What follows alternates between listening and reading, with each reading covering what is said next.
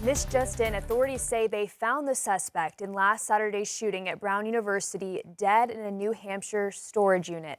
Police have identified the suspect as a former Brown student, 48-year-old Claudio Valente. 2 people were killed, 9 others were injured in a shooting at the university's engineering school.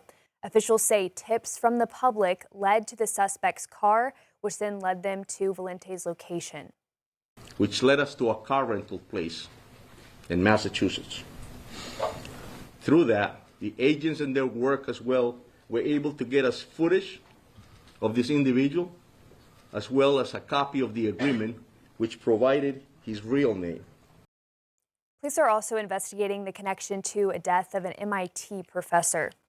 Well, pre-trial proceedings for the man running for sheriff in Lonoke County wrapped up today. Aaron Spencer is on trial for killing the man who allegedly sexually abused his daughter. Tanya Motorsitsky was at the hearing today that was centered around missing evidence detectives admitted to losing.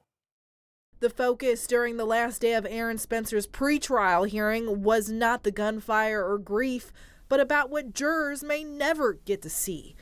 Attorneys debate about dash cam footage from Michael Fossler's truck that no longer exists and who's responsible for that loss. During Thursday's hearing, it was discovered the lead detective on the investigation did not properly put the dash cam video of the incident into evidence within a timely manner.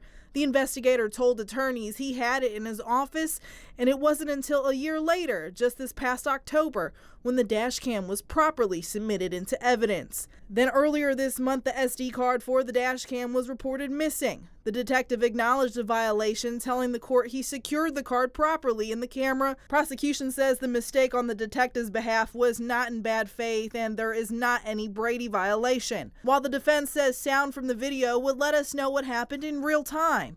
We caught up with Spencer's attorney, Aaron Casanelli, after pretrial. It should shock the conscience of the court that that item of evidence has obvious, substantial value. I just can't imagine why it wasn't immediately preserved. And, you know, I think the testimony today was a lot of mistakes were made, and I can understand. I mean, we're all human. I understand mistakes. But once mistakes pile up to a certain degree, they're no longer mistakes. The DA's office declined to give a comment, but Casanelli says they're preparing for trial and shared how Spencer is holding up. You know, he's anxious. This is a terrible experience all the way around, and he's ready to get it over with. So we're looking forward to trial in January. That was Tanya Motorsitsky reporting. The judge didn't make a ruling yet on if the missing dash cam footage can be used during trial, but said she'd have an answer on that after the holidays. Trial starts on January 26th. Well, new tonight in Oklahoma, a woman who lost both her arms and legs in a dog attack is back home after 3 months in the hospital. Nellie Scott is working hard to recover and get back some of the independence she lost. Nellie was attacked by dogs in early September when she was walking to see someone at a mobile home. The result, nearly a dozen surgeries that left her without any of her limbs. But she continued to push forward and learned about herself along the way. I'm a lot stronger than I thought I was. I have a purpose, but I don't know yet. I don't know why yet. You know, I'll find it one of these days. Now Nellie will continue at-home physical therapy for at least 3 months. She's hoping to get prosthetics soon, and doctors say it will take years of therapy for her to be able to fully use them. Nellie's mother says she could get a prosthetic for one of her arms in the next few weeks.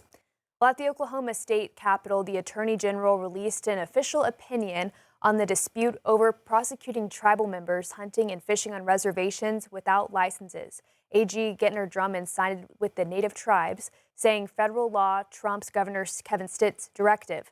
That directive would have arrested and prosecuted tribal members who don't get a license to hunt and fish on reservation land. The Chickasaw, Cherokee, and Choctaw Nations filed a federal lawsuit last month challenging that order.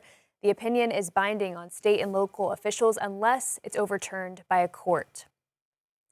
Well, back in Arkansas, Fort Smith Transit is announcing some major changes to bus service starting next month. Saturday service hours are being cut by 4 hours, with fixed routes now running from 9 a.m. to 4 p.m. Demand response and paratransit services will operate from 8 a.m. to 5 p.m. Riders who use the Rogers Supercenter route will have to find a new one as it's being discontinued. The city's also ending the Transportation Assistance Program, which provided free rides during emergencies, and transit service will no longer operate on city-observed holidays. A 30-day public hearing period is now open ahead of those changes. Well, Governor Sarah Huckabee Sanders announced today the state has been selected to receive 2 grants from the federal government to boost student literacy. The announcement comes as lawmakers continue to focus on education following the passage of the LEARNS Act in 2023. The law requires 3rd graders to meet reading benchmarks before they can move on to 4th grade. During a literacy roundtable in Benton, the governor says these grants will bring in $25 million. Independence County is a great example. They went from having only 3 tutors in that county to now 15 in the last year.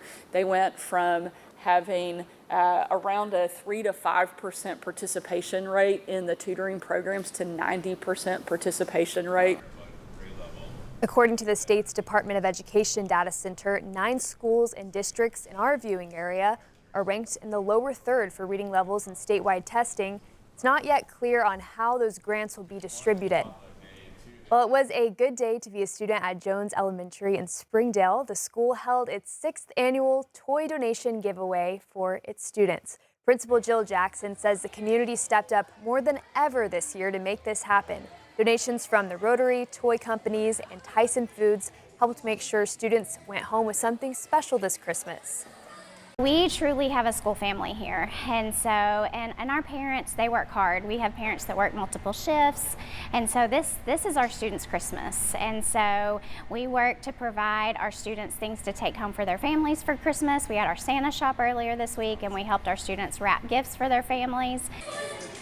Each student went home with a list of items, 2 bags of food, a blanket, a sweatshirt, gloves, 2 books, and all the toys they could fit in a bag. Well, new at 10, ringing the bells for the Salvation Army's Red Kettle campaign, of course, is a long-time holiday tradition supporting those in need. 5 News reporter Laura Castleman talked with the Salvation Army about dwindling donations this year and how you can help. Laura? That's right, Morgan. As winter sets in, the organization is reaching out to the community for a little extra help. Several critical needs are growing right now, including canned foods, warm coats, and socks for those who need them most.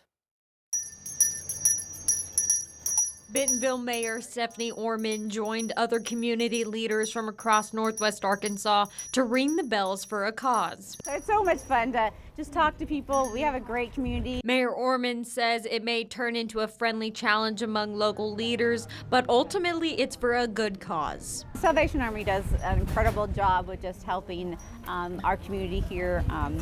It's something that it's an organization that every year we reach out to. But many in our community still need help this season. We're in need of volunteers to assist us not only with our kettle campaign, but with our benevolence service delivery.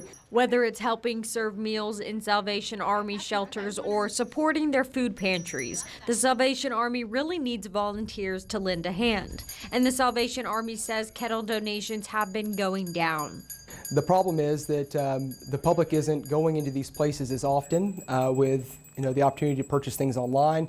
Foot traffic has dwindled at some of these retail locations. Captain Patrick Conley says this is the Salvation Army's busiest season of the year. We did see an increase this past year in the number of individuals we've served. Serving over 11,500 people this year alone, Captain Conley says the kettle donations are critical. 82 cents of every dollar goes right back into programs and services. Meaning every donation makes a real, direct impact in the lives of people in need across the community. The Salvation Army has already distributed toys to 2,500 children. To learn how to get involved, just click the link on the story on 5newsonline.com. Laura Castleman, 5 News.